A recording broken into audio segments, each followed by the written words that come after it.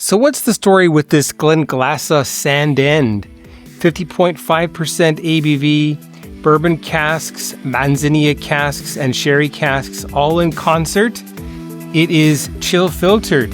It has color added. I hear it's pretty good though. Oh, and there's no age statement. Another thing is there a problem with this distillery? You better stay tuned for Whisky Whistle.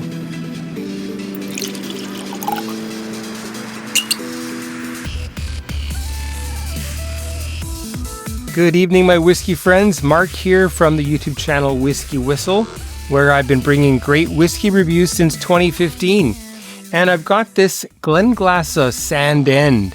It's been a very, very long time since Glenglassaugh was on the channel. I think there is maybe revival in the archives. So do check that out. Now, as I said, my name is Mark, and I'm going to be reviewing this whiskey with you. This particular one, as I mentioned, 50.5%. That is a plus. It has 3 different casks. Sounds great, especially the Manzanilla. That always sounds fantastic. But it doesn't say that it is unchill filtered, and thusly it is chill filtered. Secondly, no mention of natural color, so let's just say that there's color added there. Let's get this poured. And in this review, we'll be checking out the nose, the palate, the finish, and the aftertaste. That's called the finish. And then we'll be giving it a Whisky Whistle whiskey score at the end of the video. I'll also be checking out this whiskey with water added.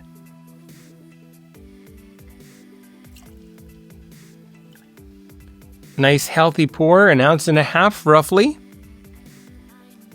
Now, as you might have noticed, I'm not exactly in my abode. So I'm on the road, I'm working out of town. I'm in this little hotel, nice little hotel. Some questionable neighbors on the weekends, but otherwise quiet, clean, hot water, fresh linens, all of those things. A nice kitchen in the lower level as well. Now, there's really nothing on the label other than just that we see that it is 50.5%. I don't know if you can see that right here. And on the back, we hear about the casks, which is listed right there. Bourbon casks, sherry casks, and Manzanilla.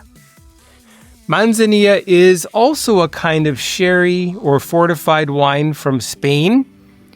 Now, apparently it develops a rather thick layer of floor yeast on the top inside the barrel, which prevents very much oxidation and therefore gives it a very fresh style of, a fresh fruity style of sherry. Manzanilla, this type of sherry wine, is similar to Fino sherry, and it is made in the province of Cadiz, Andalusia. It's often described as having a savory and salty flavor, believed to develop from the chalky soil near the sea estuary of the Guadalquivir River. I'm not sure if I've said that right. The thicker cap of floor better protects the wine from contact with air, as I mentioned, resulting in a fresher, more delicate flavor than Fino from Jerez. Typically aged 3 to 5 years old in 3 to 5 years in Solera. Some types may be aged longer. These would not be Solera casks that they would use, but rather just a standalone bottling, a standalone barrel, or else it's just a Manzanilla seasoned barrel. Now, I guess I should refrain from calling that sherry. It's a fortified wine from Spain. I don't believe it qualifies as sherry because it's not from the Jerez region. Okay, so I've got it poured. Let's check out the color together. Very, very light color. Now, it doesn't look like sherry matured. It doesn't look like Manzanilla matured. it really looks like a bourbon matured whiskey. And I still feel very awkward in this weird place. It looks like a 10-year-old bourbon cask matured single malt whiskey, doesn't it?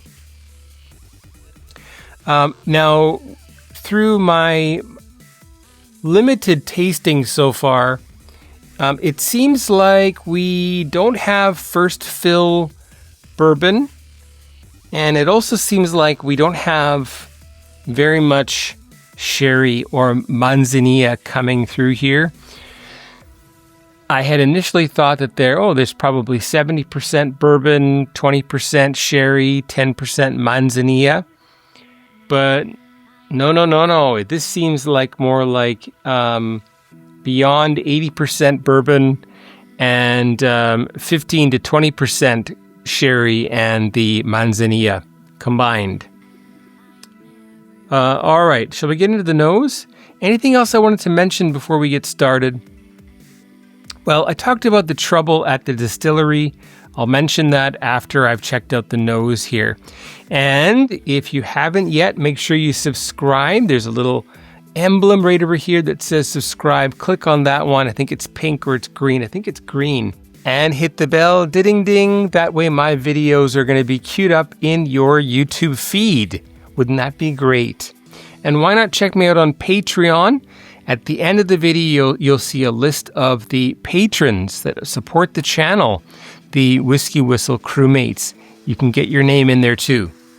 Okay, nose.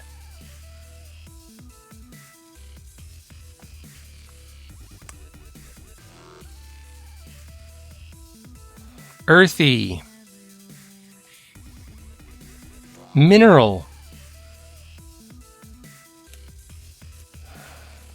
Mineral like sea spray.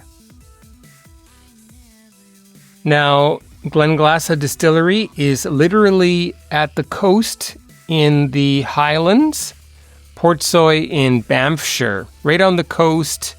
So it's said to pick up some saltiness from the air. And then we've got these Manzanilla casks as well, which we've got the same situation where it's obviously on the coast in Spain, picking up some salinity in the soil, on the grapes, perhaps in the production of the fortified wine itself.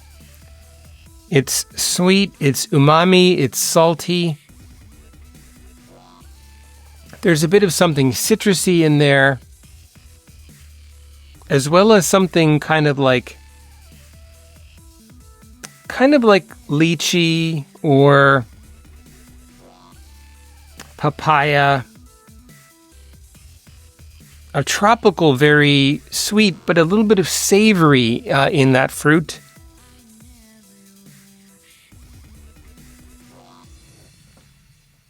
So, with the Glenglassaugh Distillery, last year, 2025, after continually running since probably the late 90s, it's been mothballed.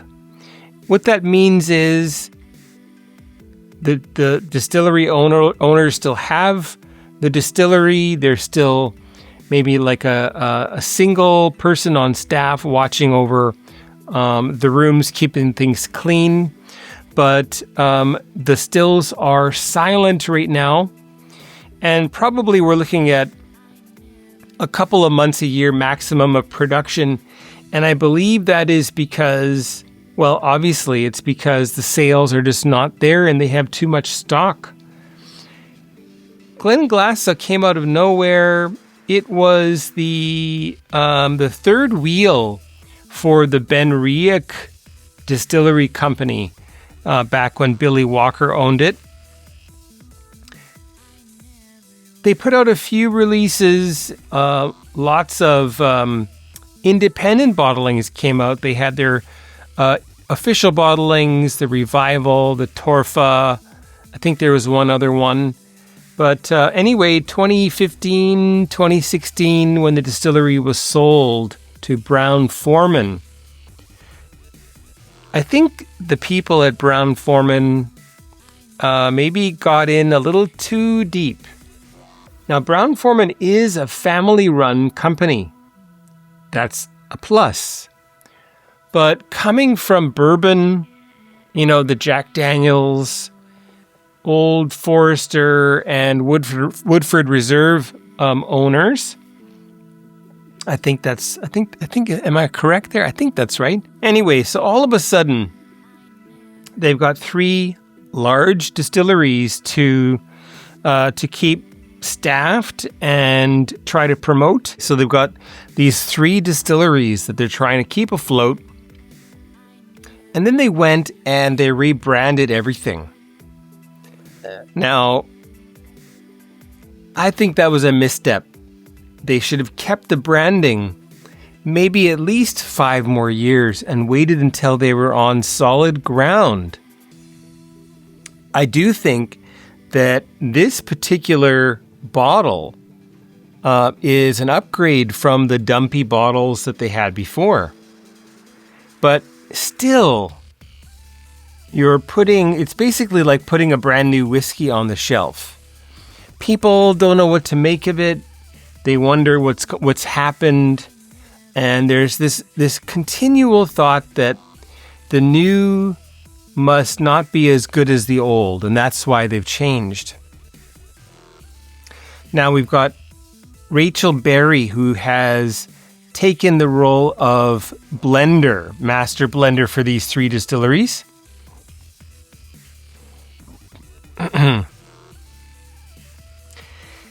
Now, she is a fantastic blender, but I think she's working within corporate limits, and I don't think she gets carte blanche to just do whatever she wants. Obviously, there's a quota, and there's only so many top-level casks that she can put into each vatting for these 3 distilleries of Glendronach, Benriach, and Glenglassaugh. Anyway, okay, I've waxed lyrical a little bit there. Let me know your thoughts about the mothballing of Glenglassaugh. And has that increased or decreased your interest in the distillery? And if you've tried the Sandend, I think there's also the Port Soy, I think. Probably something else that I'm forgetting. Is there a triple distilled? I can't recall. Anyway, let's get on here. So, citrusy, some tropical fruits in there. All right, let's get into the palate neat. Cheers, everyone. Slange.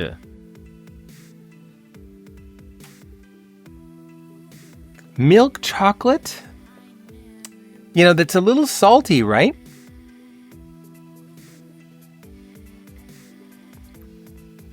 The palate really carries through with the nose.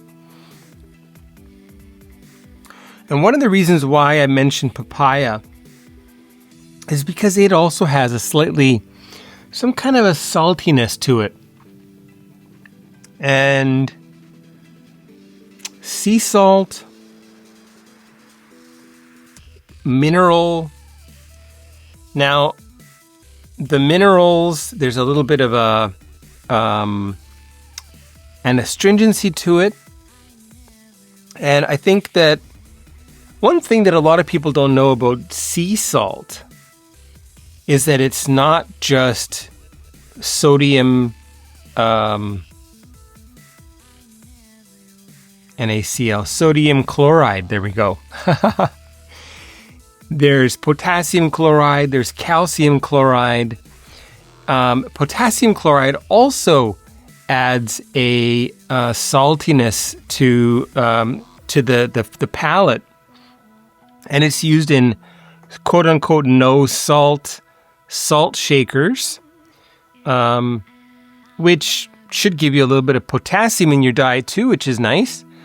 But however, the potassium salts, the calcium salts, they have a much more minerality, a much more metallic type of an aftertaste.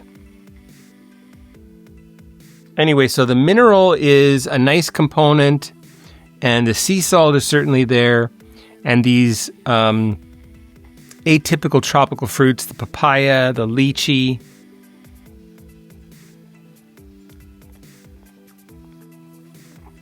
Now, sometimes you think it's 50.5% because the distillery wants to offer that to the whiskey lovers. Look, here's a high proof whiskey of ours. We can also think of it as our whiskey is not that old yet. I'm thinking this is probably 8 to 10 years old. And we want to present a bigger, beefier nose and palate. And we can do that by offering it a higher proof. They also should have unchill filtered that. They should have not chill filtered it. There we go. And it should not have any color added in there.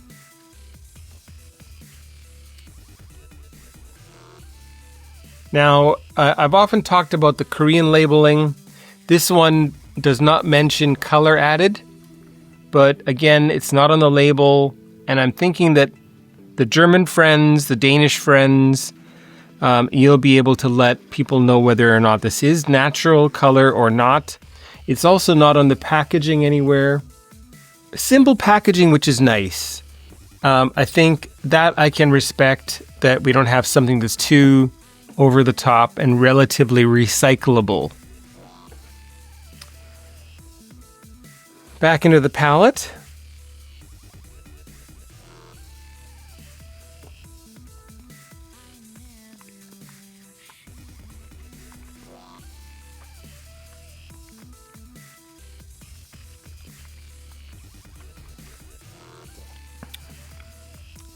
Tart, astringent, citrus rinds, candied citrus rinds, some powdered sugar, the, grandma's little tin of icing sugar powdered little hard candies in the shape of fruits, very intense sweetness. And then you've got these very umami style fruits like the lychee and the papaya that I mentioned. Some tamarind, also sweet and has that umami-like flavor as well. I believe I've only had tamarind once in my life, and it's still a strong flavor memory of mine. Okay, final sip neat.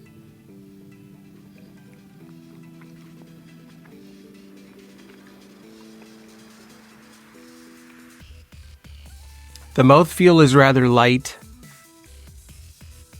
which tells me that, there's probably some filtering going on there. And let's add some water.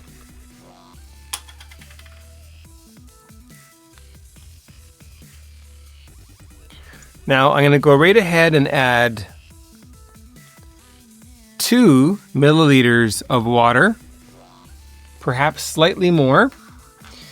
And may as well just get right to it. I've tried this a few times, so I know what I like. I put up what was it? An Instagram, was it Instagram? Or it might have been YouTube, the shorts. I think it was the shorts, and I put up a little survey. Do you want water with your whiskey or no water? And why put water? Those are the 3 questions. And it was about evenly split yes and no. And another survey that I put up was about my last review, which was not Aaron, but Glenglassaugh 10-year-old cask strength. It was just simply hot or not.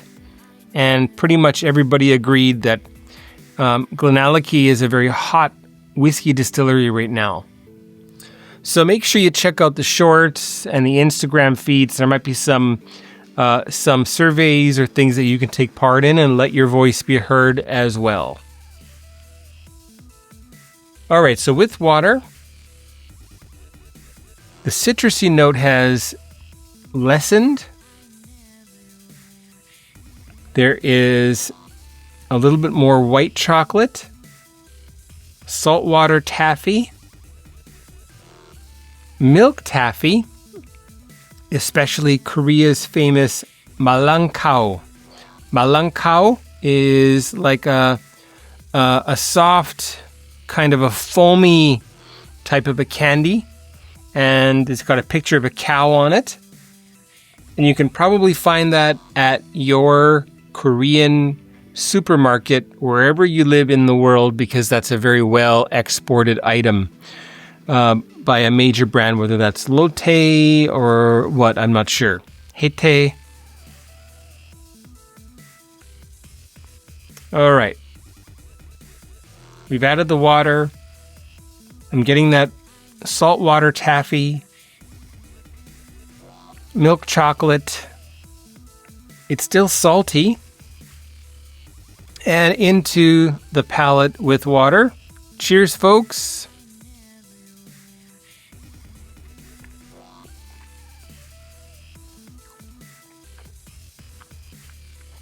Still very intense, tart, and astringent palate. The candied fruit rinds, the grandma's tin of hard candies dusted with icing sugar. The icing sugar itself, you ever do that? You take your finger, you dip it in the icing sugar, place it on your tongue, and you get this intense sweetness along with the cornstarchy. Usually there's about 10% cornstarch in your icing sugar. You get this powdery type of a feeling as well.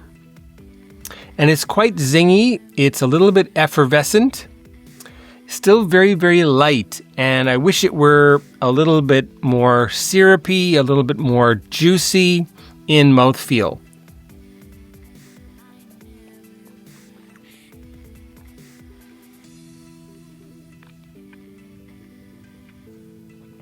And what did I pay for this? I believe I paid $85 or $90 Canadian. Anytime I reference dollars, it's Canadian dollars. So you'll have to do the math yourself to figure out if you're an American, because that's what people do. They don't expect to have the information translated for them all the time. All right. $85, $90, 50.5%, and a nice bourbon cask. I guess the sherry has added a little bit of that tropical fruitiness, maybe a little bit of that white chocolatiness, but no, there's no wine, there's no sherry flavor.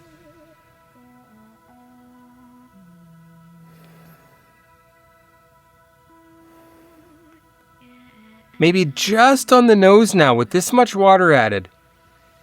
There's a slight sherry Manzanilla nose here. A little bit of fruit gummies.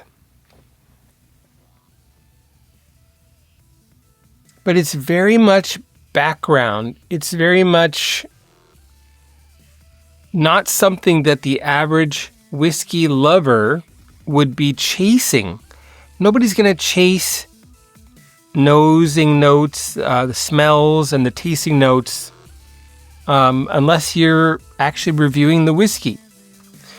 You know, I think if you're just drinking with friends, you're looking for maybe 2 or 3 smells, 2 or 3 tastes. That's about it.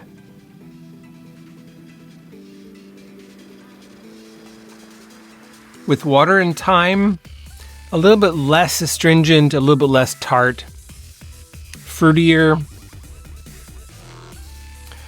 a nice fruity, zesty, icing sugar,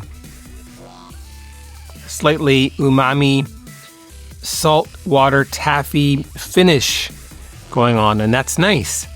Make sure you share your tasting notes. But now let's check out the Whisky Whistle whiskey score together. What is that going to be, folks?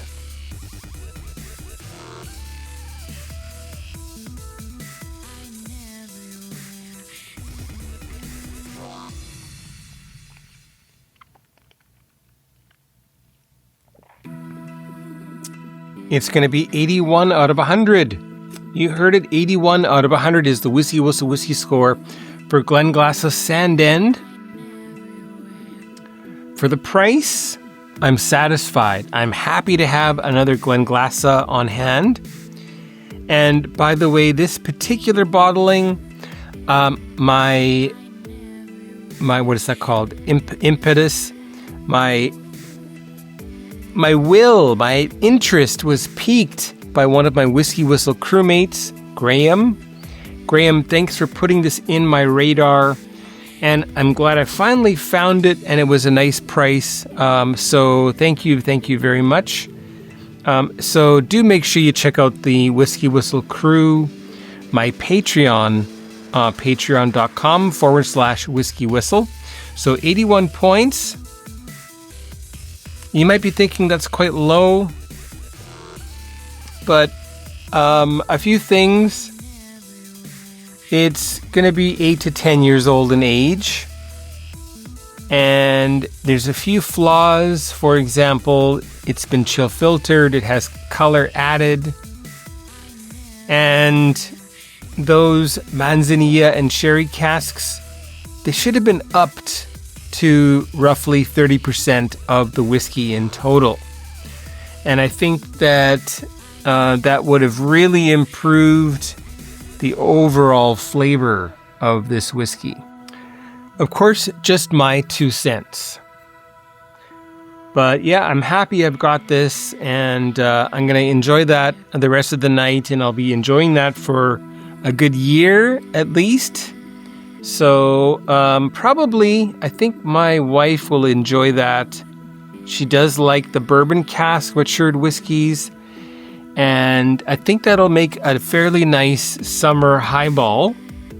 So sometime in the spring, late spring, early summer. All right, well, thanks for joining. Again, I'm Mark. You're watching Whisky Whistle.